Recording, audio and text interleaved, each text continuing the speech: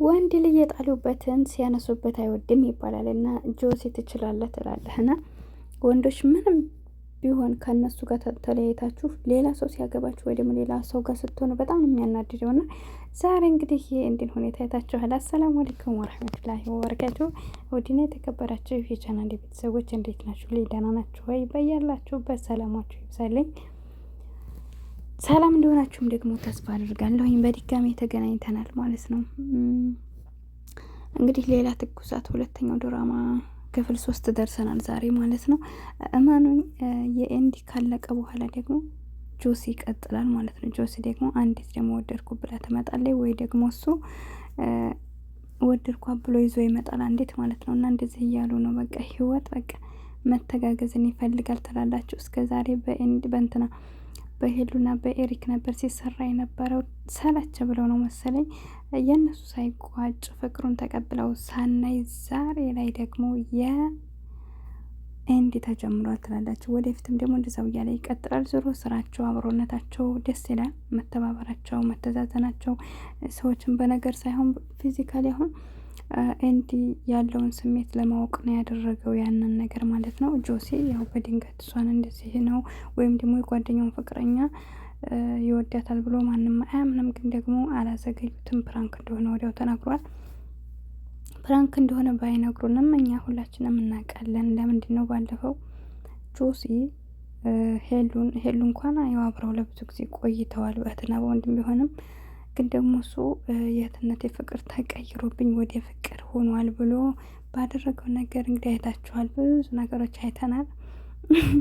እና ያው እኛ ማናምንም፣ እኛ ሞኞች አይደለንም፣ ቂሎች አይደለንም። አሁንስ በቃ ሻንጉሊት አደረጉና አይደል? እና ብዙ ኮመንተሮች ታሳዝኑኛላችሁ ከኔ ጀምሮ ማለት ነው። እኔ ብዙውን አላምንም፣ ግን አንዳንድ ነገሮችን የራሱ ግራ የሚያጋባኝ ነገር ይኖራል። እና ያው ዩቱበር ስለሆነ አንዳንድ ነገሮች እናውቃለን አውቀው የሚሰሯቸው እና በጣም አንዳንድ ደግሞ ምንም ማንኛውም ነገር እውነት የሚመስላችኋላችሁ እና እነሱ ያው ለስራ ለድራማ ነው እየሰሩ ያሉት። ለማንኛውም አንዳንድ ጊዜ ወንዶች በዚህ ልክ ናቸው። እንኳንም ያልተያዘ ሰው አንተ ነው እሱን እንድንወድሃለሁ እያለችው ያኔ ሌላ ሰው ፈላጊ እንዳላት እኮ ያውቃል። ሌላ አግቢ እንደተባለች እንዲሁም ደግሞ እሷን ስለሚወዳት ነው ልጁ እንግዲህ ከእንዲ ጋር ሰጣ ገባ ገብቶ በመደባደብ እስር ቤት ሁሉ የገባው። ግን ደግሞ እንደዛ እየሆነ ቢያቅም እንኳን ግን ያኔ እዚህ ቦታ ላይ አሁን እሷን አልቀበልሽም ብሎ ያላት ለሌላ ነገር ሳይሆን ወይም ደግሞ ጠልቷት አይደለም። ሰምታችሁታል። ትናንትና ራሱ እኔ አልጠላትም፣ ልጅቷ የምትወደድ የምታሳሳ ልጅ ናት፣ ፍቅሯን አልቀበልም ማለት አይደለም፣ አልወዳትም አላፈቅራትም ማለት አይደለም።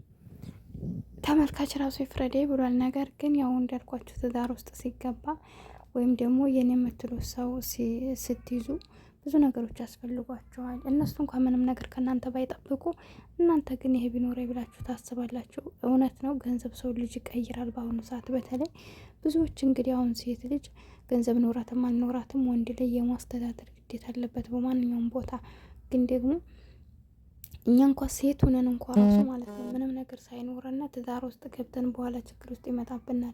በኋላ የተሻለ ሲያገኝ ትተው ሄዳሉ። በኋላ የተሻለ ሲያገኝ መሄድ የሚችል ሰው አይምሮ ሁልጊዜም እናንተ ብትሰሩም እንኳን ሁሌም የተሻለ እየፈለገ መሄዱ አይቀርም ማለት ነው። ግን ቢሆንም በአሁኑ ሰዓት ላይ ማንም ሰው በቃ የተሻለ ነገር ይፈልጋል። እናንተም ደግሞ ለራሳችሁም ቢሆን ከአንድ ሰው ጋር ጀምራችሁ ያነ ሰው ጋር እንኳን ባትሆኑ እሱ ሰው ባይሆናችሁ እንኳን እናንተ በስኬታችሁ ራሳችሁን የማሸነፍ ባህሪ ይኖራችኋል። ወልዳችሁ ብትለያዩ ለምሳሌ ራሳችሁን ለማሸነፍ ትችላላችሁ። ግን ልጅ ወልዳችሁ ከዛ ሰው ጋር ብትለያዩ ልጁን የማይረዳባት ቢሆን ሀተለው ራሱ መርዳት እየቻለ ግን እሱ ገቢ ከሌለው እናንተ ሊያግዛችሁ አይችልም አይደለም። ስለዚህ በዛ አይነት ሁኔታ ውስጥ እናንተ ስኬታሞች ከሆናችሁ ካላችሁ ከአሁን በፊት ጀግኖች ከሆናችሁ ያስቀምጣችሁን ነገር ካላችሁ ያን ሰው እንኳ ቢሄድ ትዳራችሁ እንኳ ቢበላሽ እናንተ ከወደቃችሁበት ቀና ማለት ልጃችሁን የማሳደግ አቅም ራሳችሁን አሸንፋችሁ የመኖር ራሳችሁን ጠብቃችሁ የመኖር አቅም ይኖራችኋል። እና ስለዚህ እንኳን ወንድ ልጅ ሴት ልጅ ብትሆን የራሷ የምትለው ነገር ቢኖራት የተመረጠ ነው። ለምንድን ነው? የሰው ልጅ ጤና እስከሆነ ድረስ መስራት አለበት። ሰርቶም ደግሞ ብሩን ሴፍ ማድረግ አለበት። ዛሬ የለፋንበት ለነገ ጠቃሚ ሊሆነን ይገባል። ከሆነ ለእኛ ብቻ ሳይሆን ለልጆቻችን ብለን ነው እንግዲህ የምንለፋው። የእኛንማ ህይወት እንግዲህ እንደምትመለከቱት ግማሹን እድሜያችንን በስደት ዓለም እየፈጀ ነው።